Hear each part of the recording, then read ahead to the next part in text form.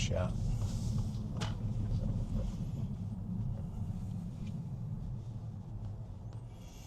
Fair play.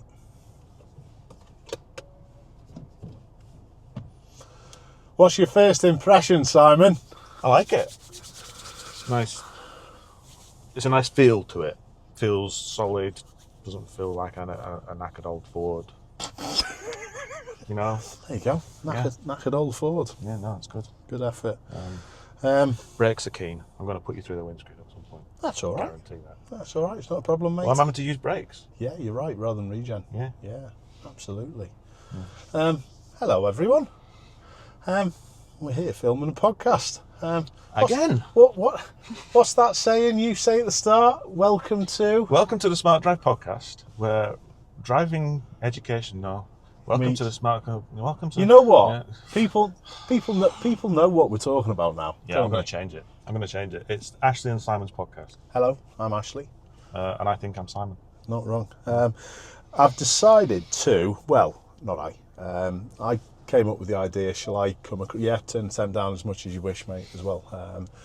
I just gave Simon the idea of coming across to Simon's and kill two birds with one stone. Simon has wanted to go with my Focus ST for a little while, and we needed a podcast doing, and I quite enjoyed the one last time where I drove Simon's car in Liverpool, so we're vice versa today. The car isn't going to be long before it's going. But it's been a good girl. She's done 20,194 miles up to now. It's been pretty good. New battery, that's about it. But we're going to let Simon have a little go. So first impressions then. I know you said it feels quite tight. Doesn't feel like a knackered old Ford. It shouldn't do after 2.5 years and 20,000 miles. But no, it's an ST. It feels responsive. It's got nicely weighted steering. The gearbox is nice and tight and close together. As I've said, the brakes are keen. Yeah. And having to use them, that's unusual for me. Yeah. Sorry, Simon's just turned the heated steering off. That's one of my go-tos, you know. No, not happy. It's all right for like setting off in the morning when it's -2 and you don't want to put your hands on a cold steering wheel. But now, no. I've driven all the way across here. Just leave it on. Anyway, such a wuss. Good effort. So, as normal, we've got no plan. I don't even know where we're going. I'm just going to let Simon pick a little route. We're going to chip in and out of Simon's driving. I'm not here assessing. I literally can't be bothered. I'm having a little bit of time off over. This is in between Christmas and New Year that we're filming this, so I'm having a little bit of time off. It's just nice to get together with Simon and have a little chat. So, and as we've said on the podcast previously, my experience of driving manual cars has diminished significantly. Apart from one little journey coming back from the Lake District in the father-in-law's car, I haven't driven a manual regularly for a decade. Wow. Has it been that long as well? Yeah. So, in fact, without going into too much detail, I had a back operation 20 years ago this January. And from that point onwards, I was always in manual. I was always in automatics as my day-to-day driver. So apart from the sports car that we had, my daily driver has always been an automatic, then an electric. Yeah. And it's 10 years since we got rid of the sports car. So apart from hire cars and occasional things like that, you've not driven much. Yeah, interesting. One of the things I am going. It's just decided to stop now. That's okay. It's been sat here for 15 minutes, killing the planet. No, it hasn't.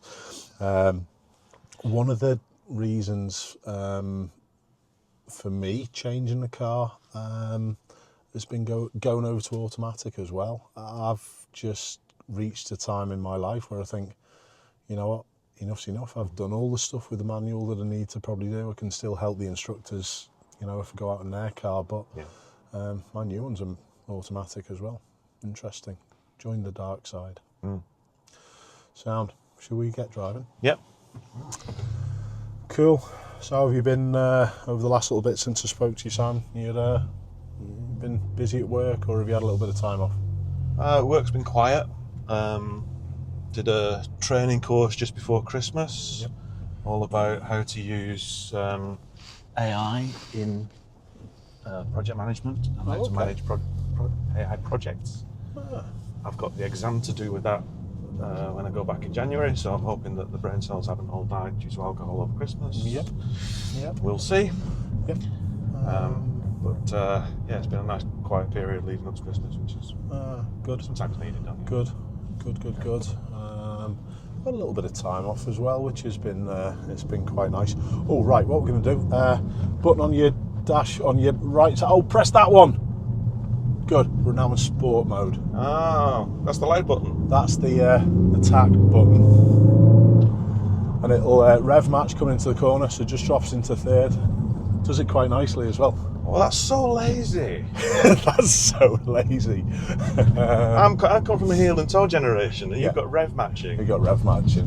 It's a bit of a crappy surface. By all means, that's the sports mode as well. It changes the dampers. It has got adaptive dampers on. That's wide open. You can feel it fighting through the front wheels. Yeah. Yeah. Does torque steer a little bit. Yeah. In any case, that's how you cycle with that button that I just leant across and rudely pressed. That's how you cycle between the normal mode and sports mode. That is so lazy. I like it. Yeah. But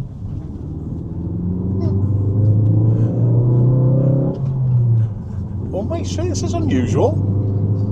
Very unusual. Did they change this? yes. So it just becomes a little bit of a racetrack then, this, doesn't it? A little bit.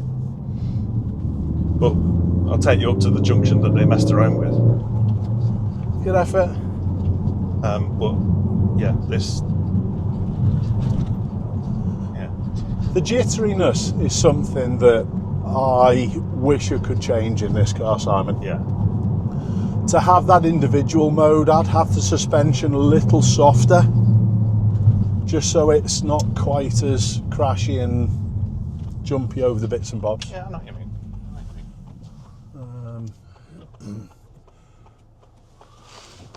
How long's that road been like that, Simon? Not long after we did our original drive out, Oh, okay. They changed because we it. came down to what's Yeah. going to be this crossroad down here and commented that it was an accident black spot. Okay. So what they've decided to do Big one-way system. is put a big one-way around it, and then when we get up to this junction, it's the most confusing set of markings that you'll ever see. Wicked. I think it's designed to be confusing. That's obviously something that you've got to be mindful of. There's still obviously the pedestrians could be are Right. walking. So priority is straight through at this crossroads, Yep. but it's a stop, What? right? Yeah, and we're turning right. Who else has got a stop? Nobody. We've taken the give way off the other side. People coming up from here get a give way. People can't come down this way because it's one way. It's a mess. There's a bit of a mess, that, isn't it? Anyway, no problems. So car and sports mode. It looks as though we've got a little bit of a queue, so this might be where we can start having a little gab about a couple of things. But do you see what I mean about sports mode? It's a little jittery for UK roads, Yeah. personally. So what mode has it gone into now? After I pressed That's it again? normal. Right, so it's gone from sport to It's normal. gone to sports normal, so no rev matching. It's got a couple of other modes as well. Do you see the other button on the right hand side, MEM, the other red one? Give that a press. And on our screen now, we've now got slippery, normal, sport or racetrack. There is a version beyond sport where it takes off all the traction control systems and lets you be an absolute hoolie. But slippery I've used on occasions. That's quite nice in obviously the slippy conditions. That rev matches as well, which makes sense because you don't want to down gear change too early and end up locking the wheels in poor conditions. Yeah. I was just watching it then because I'm in third. Yeah. It's not a steep hill, but it's enough. Yeah. In a 30. It didn't quite hold the 30. Yeah. It's quite short geared though, isn't it? Yeah. It is That's quite not too short. bad, no. It is quite short geared. But that's the other thing with modern stuff like this. They haven't got a lot of engine braking. No. Actually, that works for me because I'm not used to it. Yeah. Are you going to stay there or are you coming through? No, you're coming through.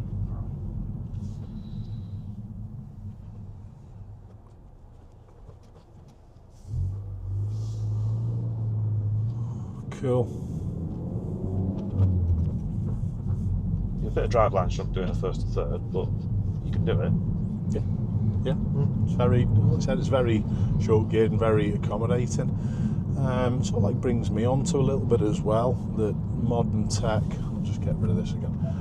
Modern tech, wherever you want to go, Simon, it's not a problem. Utilise all the modes that you wish if you want. It's not a problem. Doesn't get opened up very often. But yeah, modern tech, even the anti-stall that you have on modern cars, does that dull down people's ability when they are first learning? I think it does. Yeah, it does. I'm just going to let Simon get out here. Was that the junction where we had the lorry incident on our first little drive? Cool. So yeah, do you think that the modern tech in cars dulls down people's ability when they go off and buy a 15-year-old car after they're past Simon? Yeah, it will do, but it's probably allowed them to learn how to drive without finding all the difficult things. And then when they go out and buy an older car when they pass the test, then they just need to learn how to drive that car. Yeah. On top of their own experience. That's right. Yeah. But little gripe from my perspective, I see so many instructors teaching still just use the clutch to move off. Yeah. And modern cars, they obviously can and will do it. But then... And that's when I spotted it, isn't it? Coming as soon as I started to bring up towards a bike point, yes. I went, oh yeah, anti-stall. Yeah, that's right, yeah. Yeah. Oh, that's got loads of shove. Has, isn't it? And like I said, that's just in normal mode as well. Even if I know it goes a little louder, but if you press that sporty button again, well, that's a 6th gear, pull. 60 to 70. You've got a half second of turbo lag, and then it just goes, doesn't it? It's just nice pull. Yeah. I think it's the torque that makes this engine stand out as well. Yeah. That you don't have to wring its neck through the gears. But I've enjoyed the car. I really have. But it's not probably just suited to my old age. One big thing that's, I know I've mentioned this before as well, is the seats in this. Although they're quite nice, they hug you, don't they? Yeah. But because I do it instinctively when I'm sat in, I'm faced here because I'm used to watching this particular person. So apologies if we feel a little bit under pressure. I'm not actually bothered in the slightest. If there's one person who I would just fall asleep with in the car, with them driving, it would be Simon. But let's caveat, because the driving's sensible, not because you're bored. Yeah. Just want to make sure we. I'll just start calling Simon Mogadon. Only joking. No, it's obviously because you're driving, Simon, but my go-to seating position is here, and I think it's caused my left hip a few problems. A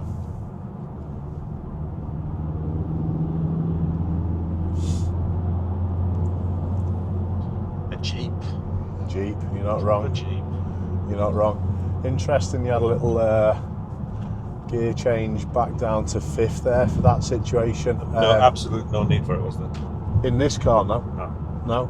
Do you think that's a change as well with modern cars that's rarely discussed, about the flexibility and spread of torque throughout the rev range? Yeah, I mean, I've not driven anything that at 60 in whatever its top gear is. Yes.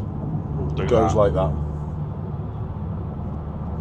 So it's nice the way that the technology's come on. Yeah. Light pressure turbos. Yeah.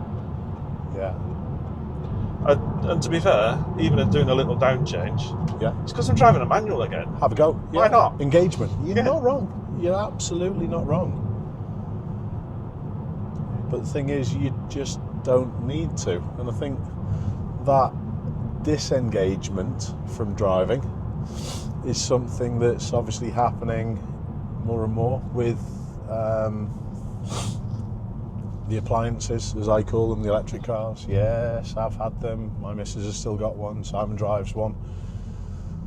But I do think they do take away the engagement a little bit.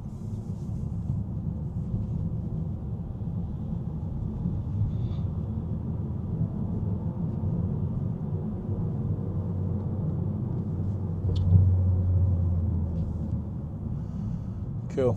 Anything that you had on your mind that we can be having a gab about, While Simon? we're in this car, I was going to ask you what it feels like to be driving a classic car. Because by some standards, this is now a classic, as the production run of the Focus It's ceased finished. just before Christmas. And its older sibling is alongside us. Excellent. That's worth a few quid, that, Yeah. isn't it? Yeah. It is worth a few quid. Good to see it still on the road and still being run as well. It's like driving a classic car. It actually did cross my mind, Simon, because of exactly what you've said about this car and the production run is finished of the Focus. And the Fiesta, I will add as well. Fiesta's the same, isn't it? Yeah. Fiesta's Although finished. maybe the Fiesta's coming back next year, but Is that right? yeah. So I think they sold us a dummy on that one. But yeah, Focus has done. Focus is done. It did cross my mind just to keep the thing as well, because there's not many manual, emotive cars left out there Yeah. of this age. So it did cross my mind to keep it. I think with how I've looked after it, it's still even, don't know whether you noticed when you got in, it's still got all the blue peely bits that are still on. Didn't take them off. It did cross my mind, but I've just got nowhere to put it. It's as simple as that. And although it might be worth a few quid in the future if it went and did no more miles in it, it's that maintenance that you've still got to maintain every year. You've still got to insure it every year. So I just decided to go, sod it. Yeah. To see what's behind us. Yes, the Mustang. Nice. Yep. They're quite emotive things as well, the 5 litres as well, aren't they? I don't know whether it's a 5. I don't know It's a whether- 5. Is it? Yeah, it's got bonnet grills. Is that how you tell, is it? Well, You wouldn't suspect. I'm suspecting. Yeah. I'm no pony expert, but I think so. No. No. Is there anything within the electric world that gives us that emotion? Well, it brings us probably nicely onto the Ioniq 5N. What's your thoughts on that thing, Simon? That and the Hyundai equivalent in the end. Yeah. Yeah, and they brought out the EV6 hot version, the GT, all 600 and something horsepower. Yes. Bring it on. Yeah. Absolutely bring it on. Particularly when you're talking about them adding some of the emotive things back into it. Yeah. I'd love to experience what they do with the noise to make you think that you've got a gear change or you've got some feedback. That's the first one to do it, the Ioniq 5 though, isn't it? Yeah. Quite recently, I've been talking to Simon about it before we came out. I had a BMW i5 M60, and I think the video will be shown after this goes out, but it's got a few different driving modes where it changes the feel and bits and bobs of the car, but I just think it's gimmicky rubbish. They're trying to do something to, make electric cars stand out, and honestly I think they struggle a little. They do struggle a little. But what was the face for there, Sam? What are you looking at? I'm forcing myself to not down change. So But it was I wanted to see from a 40 mile an hour what the pickup was like at under 2,000 RPM, and it just goes, doesn't it? Yeah. It's got the torque spread of a diesel, and that's not meant as a disparaging comment. No, that's a positive, that as well. I agree with that, and I think the torque spread of this car, in comparison to the GTI that I had, is the big difference with it. 2.3 turbo, is that what it is? Yeah, 276 brake, I think they are. I think is it 420 newton meters? I don't actually know. That's just a figure that's just popped into my head. The old Top Trump days where you used to remember every figure. I don't nowadays. But put it into fifth now. Put it into fifth now, and now go. 1, 2. Yeah, a couple of seconds of lag, and then it goes. Yeah, at 1,500 RPM, it bogs a little bit. Yes, but once that turbo spools a little bit, it's no issue. Because we're now at 1,700. Yeah. There you go. Yeah. They're pretty good things. They are pretty good things. They're just not as popular as other things on the market. I think the Golf GTI is obviously, I think it always would be more popular than the Focus ST. I'm saying that I don't know the figures on sales and bits and bobs, but the Focus ST is probably the one outside of the box that people don't often go off and pick. Front wheel drive. But it's nice to put a smile on your face with it as well, mate, to be honest.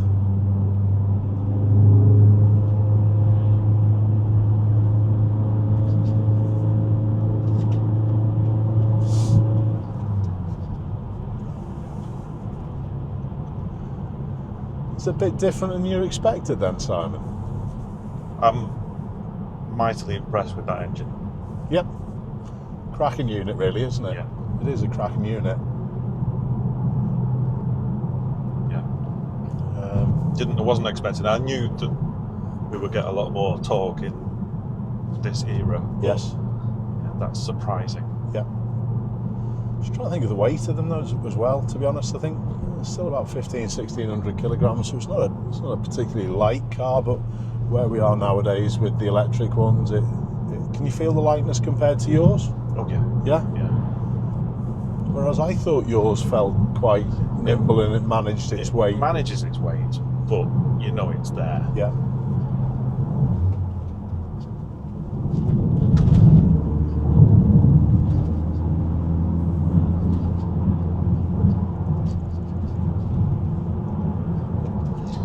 But they're putting all that torque through the front wheels. You can tell it's a challenge. Yes. They have got. I think they've got a special diff on these. Yeah. I'm not sure how it works, but it does torque steer quite a lot, to be honest. So you just got to feed yourself in there nice and smoothly. I'll tell you a little bit that I don't know whether you know much about. Having an Audi, you may very well know a fair bit about this that I'm going to talk about, but I watched a video the other week on the different four-wheel drive systems in different manufacturers, and it was quite interesting, the comparisons between the Audi system, the Audi Quattro system, BMW's xDrive, and the Mercedes 4MATIC systems. Yeah. They've got similarities with obviously how they work, but it was quite interesting, and I didn't realise that Audi have got two different sort of setups depending on whether the engine's inline or whether it's twisted the other way. Right. I didn't realise, to be honest.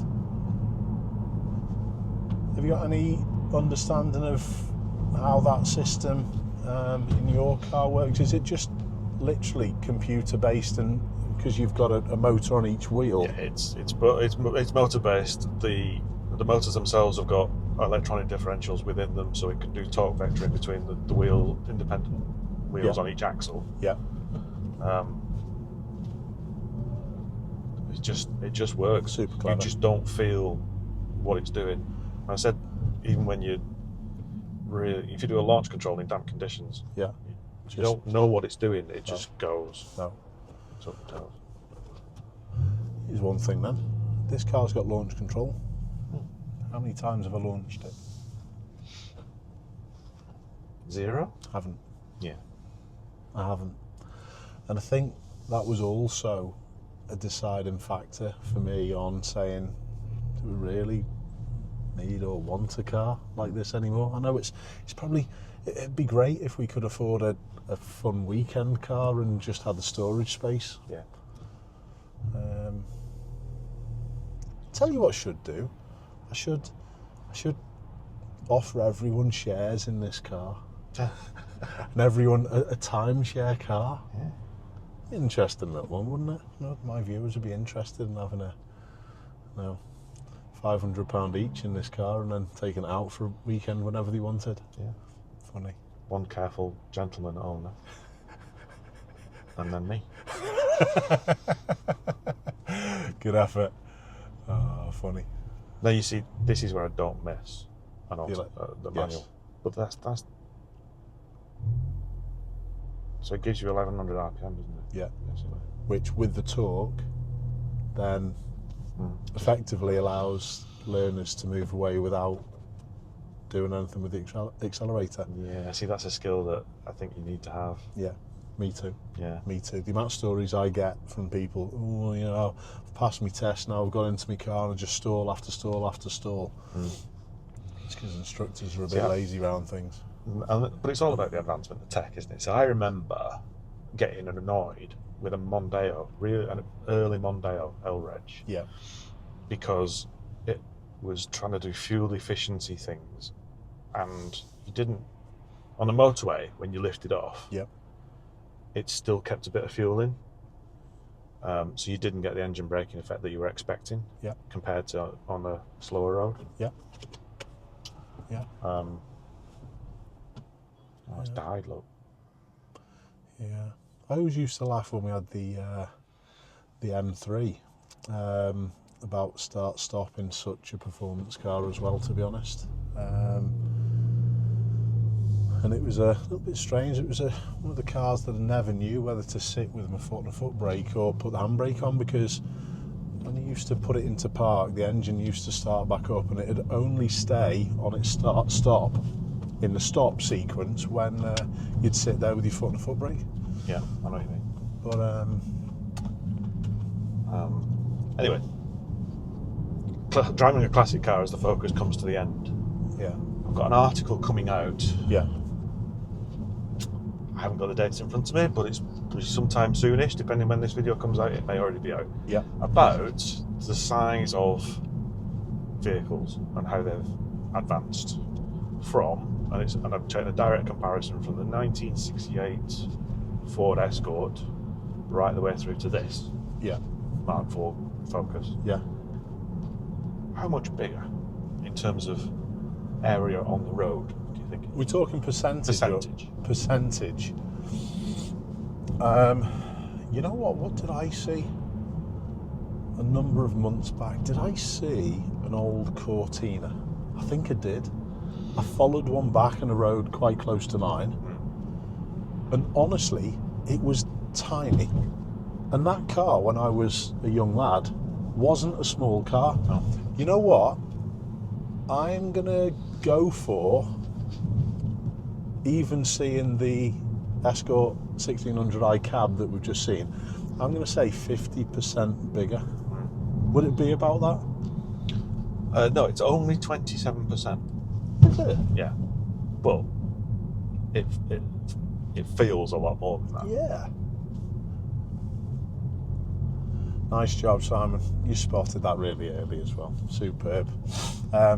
Is that something that you've got to think of a little bit more in vehicles like this? These emotive things that, you know, we do like to drive with the exhaust and stuff like that? Yeah. It absolutely is, isn't it? Yeah, make sure you're in a low gear, keeping as much noise as possible.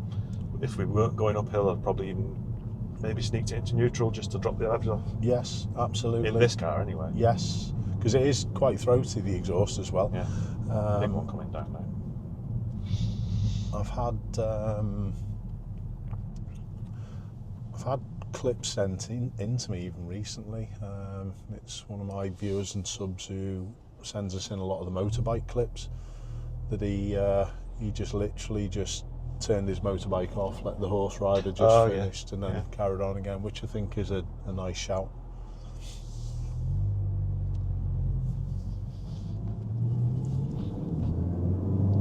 Nice job. I'm just smiling on how you positioned so nice and early, but still gave yourself an opportunity not to come back in, or to come back in, not to be stuck out there and stranded. Where are we heading towards now, Simon? Is this where we came last time? Sort of, yeah. In fact, it's probably a very similar route. I might as well, because that worked quite well. Absolutely. I don't know where I'm going. It's a tricky reverse for him coming out. It certainly is a tricky reverse. But yeah, classic cars. I just said to Simon when I was in his as well, my nephew has just bought a Lotus Elise. There's potentially a little bit of a classic going forward. And it sort of ties in with what you've said about size, that I could just about get in that car. Yeah. tiny little things. We didn't get one because they've got a really wide sill. Yes. And then a very narrow compartment. But yeah, I think I'll try and get our Jordan. He's not going to use it much. It is going to be a little bit of a garage queen, but he did use it the other day. The weather was pretty nice. He got the roof off and went and took it out. So he's not going to not use it. Yeah. But I think it would be nice to go out in that and just have a little look, to be fair, and just see sort of like how far we've gone. It's an 07 reg, so it's 18 years old, quick math. But it's amazing on how small it is. I think they come in about 900 kilograms as well, I think. So it's not much to them. Great little fun thing. Yeah. How do you I'm not going to change tyre. No. Come on. Should have changed tyre. But even that would probably pick up and accelerate a fair bit more than most vehicles would do. Not electric, but most vehicles it would just leave them and just move away from them. What do you think about these potential classics that we're maybe sitting on nowadays then, Simon? Do you think people are just going to hang on to vehicles like this just because they're not being made anymore? And you'll always get somebody that does that. Yeah. Even in something that was made in large numbers, just because it's not being made anymore. Yeah. You'll get people hang on to them. Yeah. Is this a future classic? I hate that phrase a little bit. I don't think so. It's a Focus. It's an old Chubby Brown joke, which I'm not going to go to. You've called it a Ford Clip. No, we're not going there, because every kid got one. No, hopefully let you have your fun. I can't see it being a future classic. However, the previous Mark RS will absolutely be. Yeah. But saying that, I lusted after a Sapphire Cosworth in the day. Yeah, have you seen what money they're going for now, though? Massive money. And I bet that Escort 1.6i cab, C-Reg, I bet that, I couldn't even tell you how much that's worth, but it wouldn't surprise me if it was maybe £15,000 worth, something like that. Maybe? Maybe not? No, I would have said 9, 10. 9, 10. Man, you 16i cab. They were quite stealable in the day, so there's not a lot of them left.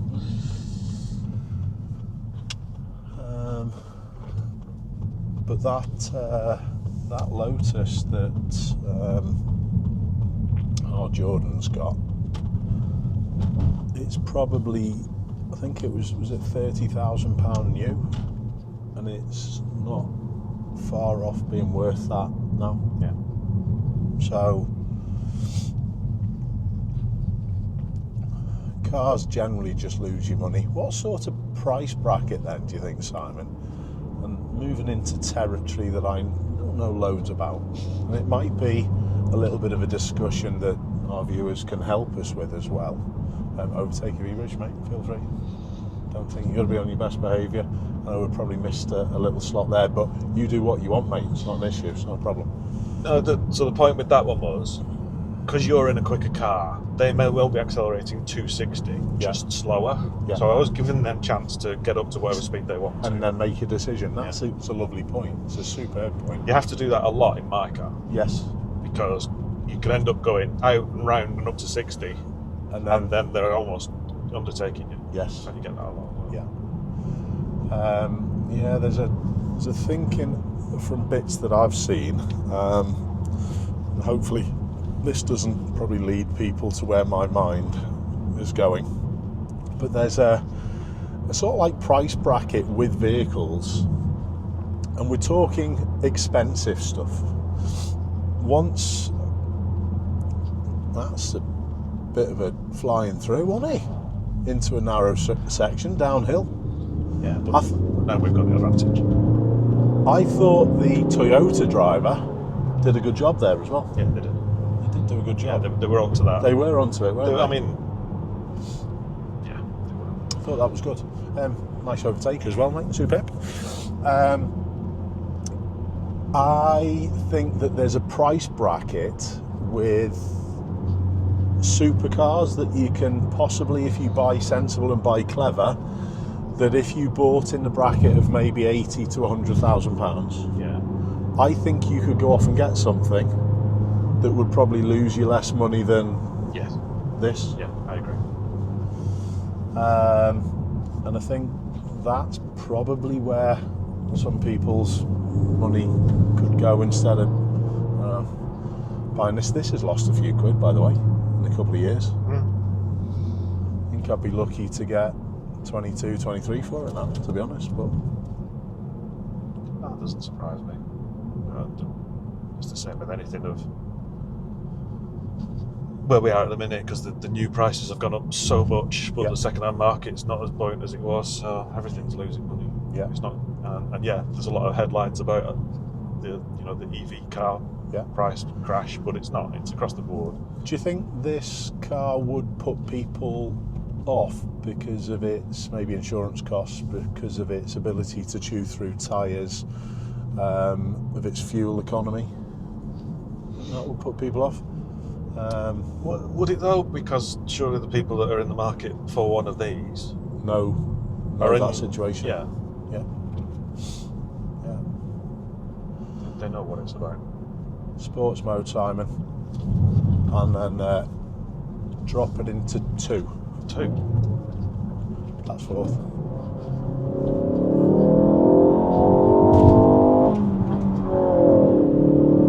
Oh, yeah, I see what you mean. Sounds nice, doesn't it? Does sound quite fruity, doesn't it?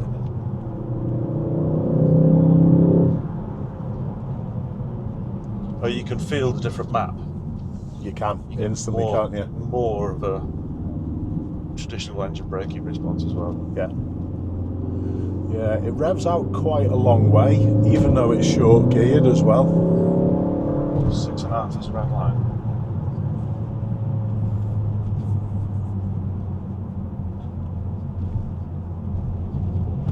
That's some nice roads around here, mate. Good effort.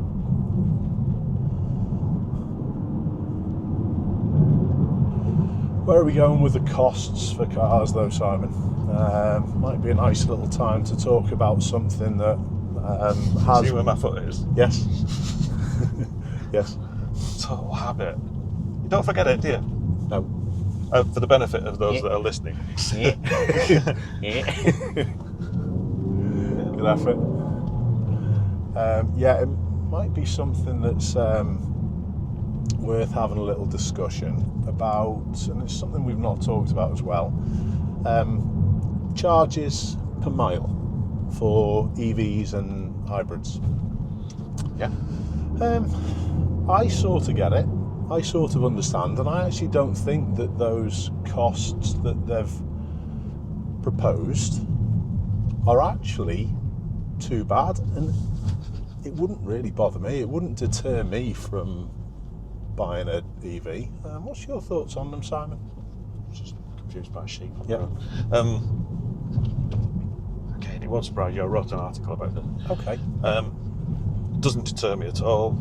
It's always been coming. The government has to refill the coffers being left because of no fuel duty coming in from petrol and diesel drivers. Yep. Somehow Yep. there's tens of billions of pounds in that fund that need to be replenished. Yeah. Paying pence per mile is a fair way of doing it. I just wish they would introduce it to every vehicle type. Ah, interesting. It's not something that I'd even thought about, but I agree with you there. It's going to create a bit of alienation. The And there's no reason not to do it. If you're going to create the whole process and system of just have it doing across the board. just do it for everybody. I agree. And the people will be saying, well, I use my car for work. Well, it's work, so that cost just gets transferred onto, unfortunately, the customer. Yeah. That's just how things are. It wouldn't deter me being a driving instructor, because, unfortunately, lesson prices would just go up accordingly. Yeah. It doesn't really matter, and I totally agree. And actually, when you look at how much money you spend on petrol, Yeah. it's not a lot of difference. No, it's not. It's not. What were the costs? Were they?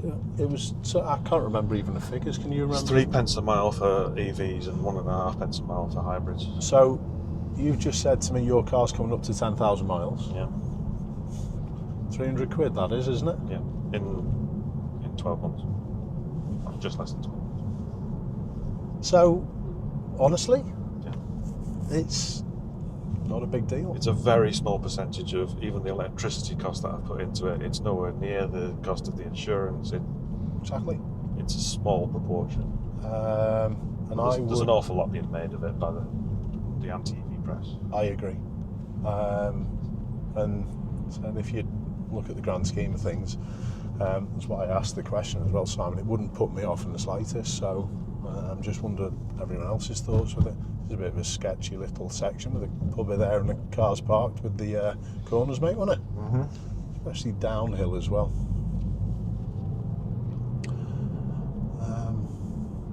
Have you got any other little points that you had on your little list? And you have to excuse us today as well because we've just gone Chuck Simon into the driver's seat. Yeah. Talk about the deep end, and I normally have a long list of things that we could talk about, and then we never get through it. But now I've not even got a list. I do have to do one shout out though, because 2 podcasts ago when we were talking about the legislation around using your mobile phone when paying for something. Yes. A lot of our viewers and listeners helpfully responded with pointing me at the legislation, and it's got to be stopped, doesn't it? And the legislation is correct. It allows you to use your mobile phone while stationary to pay for something. Yeah.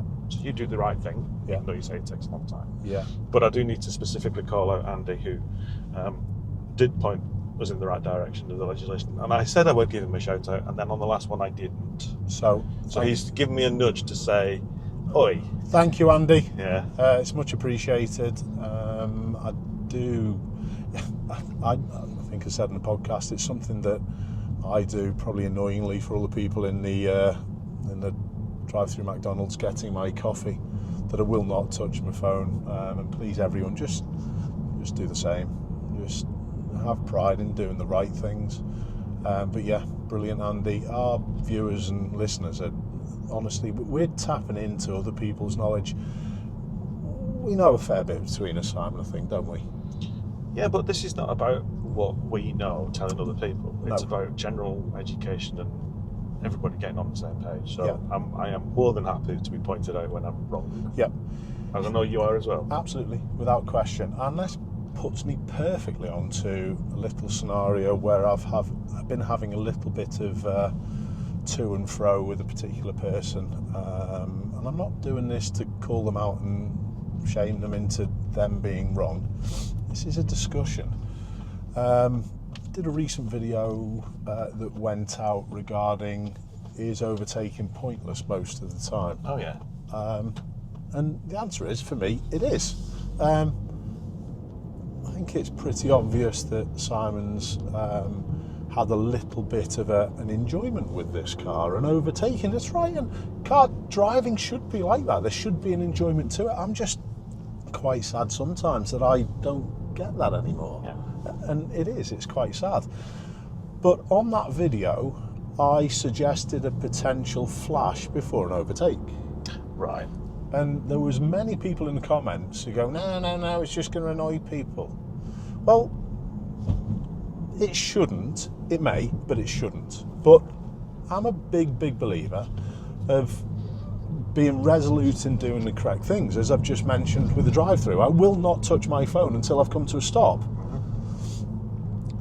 And flashing in the highway code, Rule 110, is there to make people aware of your presence. Hello, I'm here.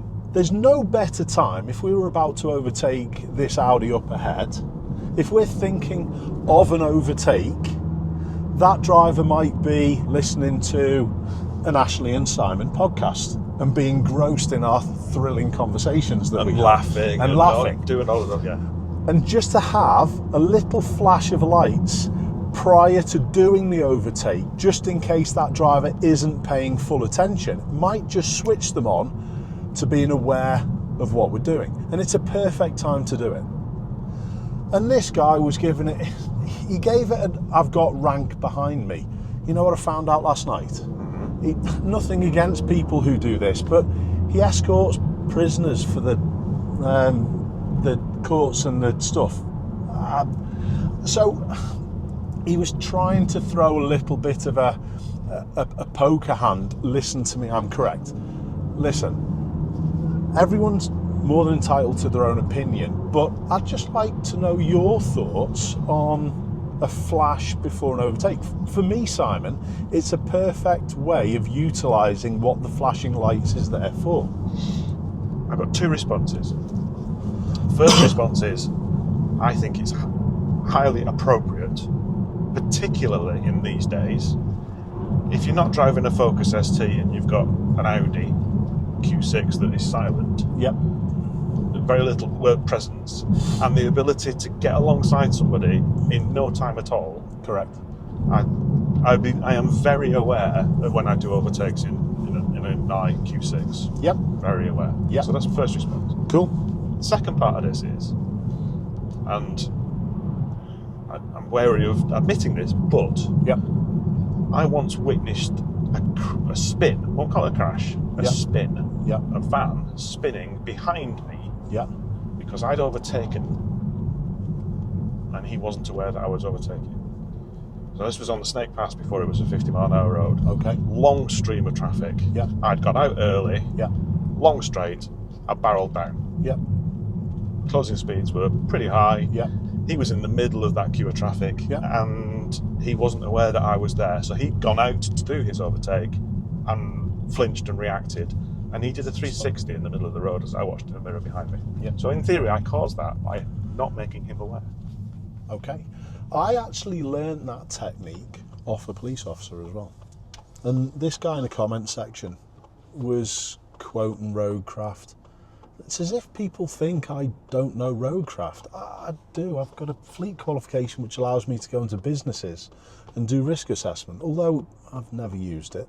I know bits and bobs of Roadcraft. I don't drive specifically to the Roadcraft system. I've picked up my own little... Do we know where that Audi's going? Perfect. I'll let you concentrate if you want, mate. Yeah, nice choice between the two of you. So yeah, I picked up my own little bits and bobs and ways of doing things over the years. But I know what Roadcraft is about. But honestly, I can't understand some people who are saying just because they've read a book that they think that opinion is sort of like steadfast and they're not going to budge with it.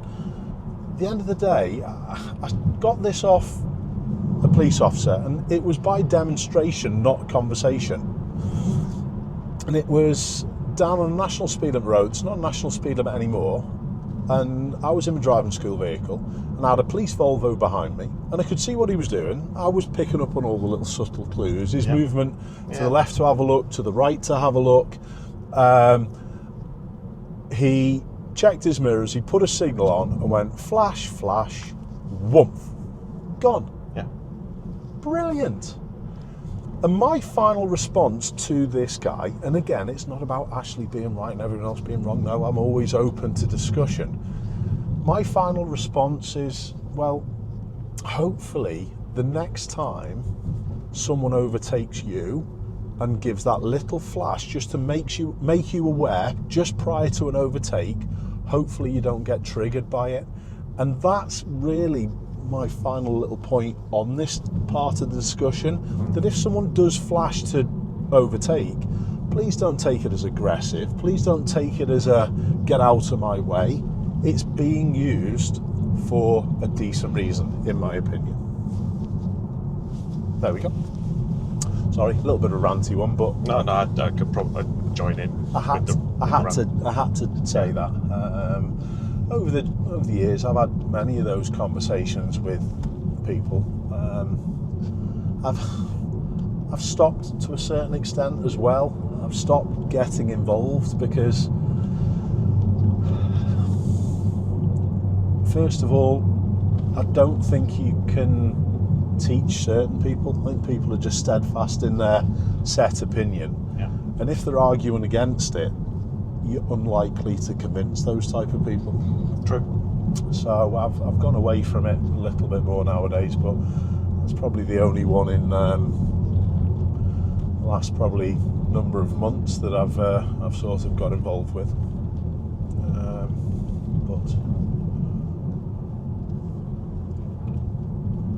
So overall impressions of the motor. Could you drive it every day, Simon, or would you miss your automatic? Would you miss active cruise? Because it's got normal cruise, it's got a limiter, but I didn't spec it with active cruise. Not necessarily the toys, but the way you can consume miles in an EV, Yes. stress-free. I would miss that. Yeah. But conversely, I miss the ability to have a bit of fun. Because although, you can do eye-watering speeds in the Q6, it's not in a fun way. The engagement of the drive. Yes. And I'm not. This is where we're not in the same camp. I do still enjoy driving. I will choose to go out for a drive. Yes. So I admire you for that as well, Simon, to be fair, in the years that you're driving and the experience that you've got, that you still enjoy it. I don't know whether it's probably worse for me because it's sort of my job. Yeah. We'll water it down. Do you think the power level, I know it's something that we have touched on in other podcasts as well, about the sweet spot. Do you think the sweet spot of about 270, 280 brake is about right? Do you think there's enough in this to have some fun, but it's not sort of like mind-blowing that you're going to get sort of like beyond a speed limit and into illegal territory within a split second? Yeah, it's enough. I mean, none of those overtakes I've done today, none of those accelerations have not blasted past the speed limit going, oh crap, I'm well above. No, and you haven't had to ring it up. You haven't had to ring it out to do it either. No. So I think it's plenty. I will say, I think this is too much torque for a front wheel drive car. Yeah. You really feel it. You've got to manage it, struggling. Yes. And even when, not even full throttle, but when you've got power going through it and you've got a manhole cover or something like that, you've just, I think it's the diff, and I know we've had the conversation about tyres. I've got cross climates on this, and they've lasted brilliantly, by the way, Simon. It's because you're not doing launch control. Yes, absolutely. Look after your boots, everyone. But I do think it's the tyres that are on it, because the original tyres used to even track within the grooves of lorries on motorways. It used to pull everywhere. Yeah. Now the cross climate's made that better, but I still do think that there's an element of maybe the diff and the steering that it's super, super sharp, because it's only one turn lock to lock as well.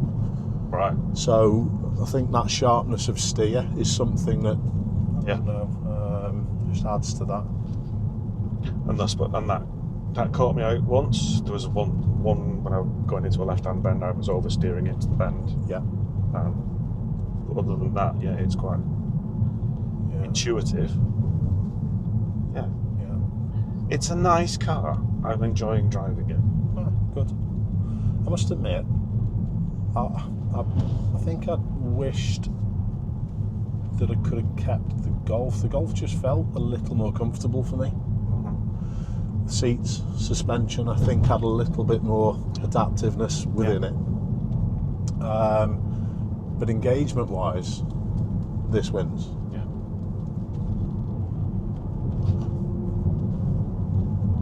And I've not managed to get your MPG figure down from what it was when you arrived, so I haven't been trying that hard, have I? No.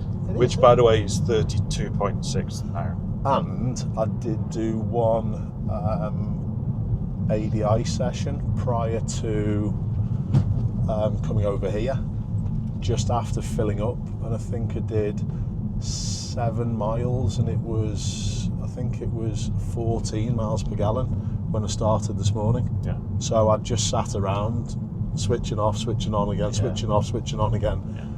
It was one of those training sessions, so it will do high 30s on the motorway, to be honest. So it's pretty good. It's pretty good. Just don't actually know what to do with it, whether just to trade it in, Simon, or whether to go to one of the we buy any car type sites. Don't. There's a big disparity between what you can get offered though as well, Simon, isn't there? Yeah. Did you do that with your Kia? Kia was trading. Was it trading, was it, Yeah. against the Audi? Yeah. Yeah. Did they offer you obviously the best price for it rather than, did you try the places to try and get shut of it yourself? Only to get me a benchmark figure. Okay. Just as a And talking point. And it was nowhere near? No, it was nowhere near. And because we were paying off finance as part of that deal as well. That's a great little car. Yep. I haven't seen many of those. It's a Yorkshire car, do you know that? Go on. Yeah, it's an E-Hub. E-Hub. That's an interesting one. I mentioned to Simon before we came out that I'm trying to borrow a car with cameras for mirrors. Mm. They've got them as well, haven't they? Yes, they did. Yeah. I mean, they're rare, but yeah. That was something I think it was one of your viewers Yeah. commented about the camera situation. We must have mentioned it somewhere else. Yeah. And something I hadn't thought about. I think they drive a bus. Oh Memory? yes. Because they are. I'd known about the problems of not being able to get perspective. So when you lean in your seat, you don't actually change the perspective. And Yes. Something like that. What I hadn't thought about is if you're in low light conditions, Yeah. it will automatically adjust the sensitivity Okay, and things like that. It's good. Yeah.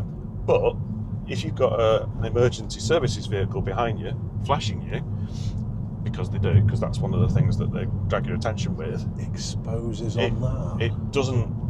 You don't notice it as much because it's correcting for the main beam so quickly that you're not seeing it. Interesting.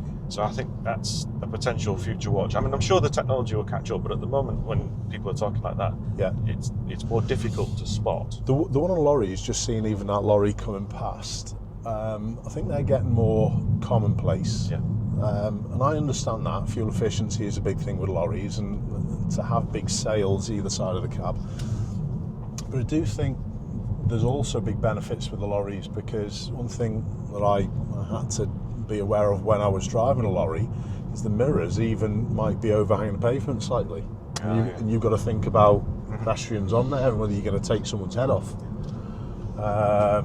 So, sports mode again, like it.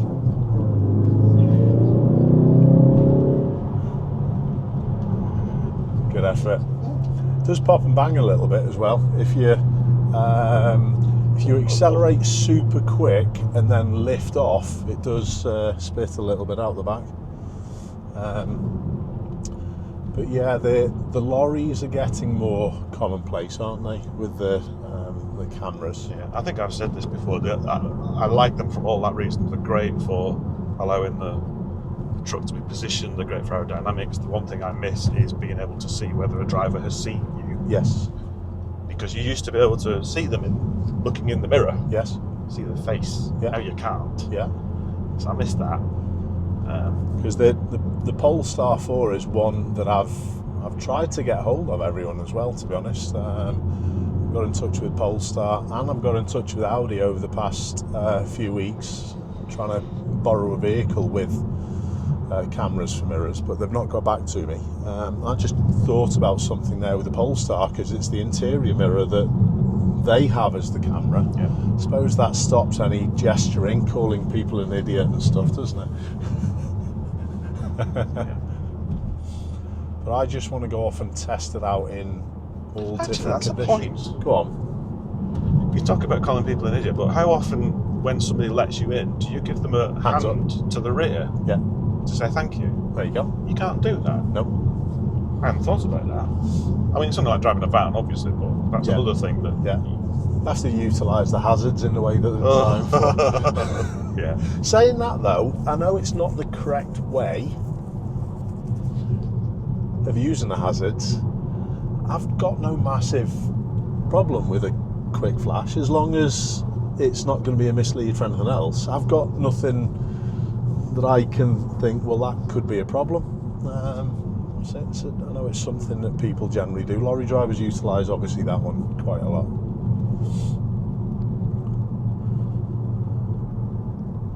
trying to work out where we are, Simon. I'm absolutely lost. How far are we away from back home? Not that long? No, not that far at all. Not that far. No. Is there any other bits that you need to talk about before we wrap this up, Simon? Is there any other bits that you can think of? No, I don't think so. I think a genuine appreciation. I know I said I wanted to drive the Focus before you get rid of it, and you've stuck to that promise. So thank you very much. It's been an enjoyable experience. That's all right. It's and I've proved to myself I can still drive a manual. Absolutely you can. You drive well as well, Simon. To be honest, you do drive well. Did you do your original IAM training in a manual as well? Yeah. Get rid of my front door. I had someone comment on that the other day as well. Just before we... I'll let you answer. Did you do your IAM training in a manual or did you do it in an auto? No, I did my IAM in a manual. Can't remember what car I was in originally. Yeah. Probably the Mazda. Yeah. A bit like my original driving test. When I went to do my IAM test, Yeah. it was in a car I'd only picked up the day before as a hire car. Okay, yeah. So, just for double jeopardy, Yeah. why not? Yeah.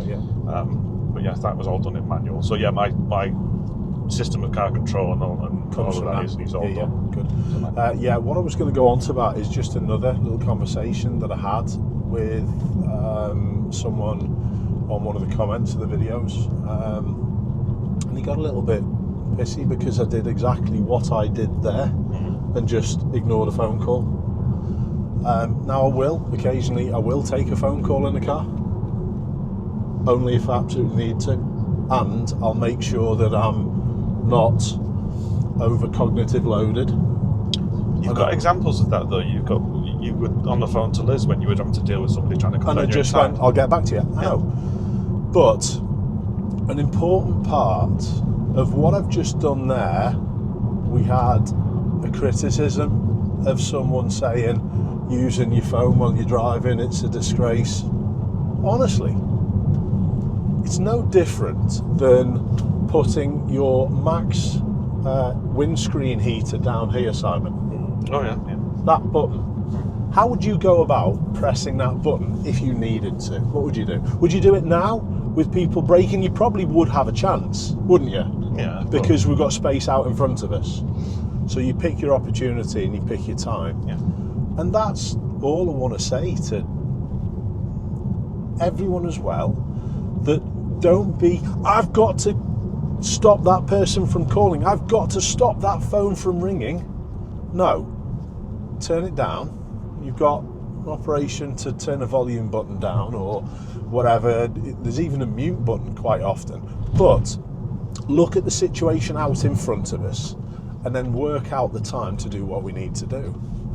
And it's no different than using any other control. It's actually no different than checking your mirrors, believe it or not. And a lot of people will probably not know where I'm coming from with this. But if you check your mirrors too late into something, you're then potentially going to get caught out with what's in front of you, as opposed to... Yeah. You're just listening for... No.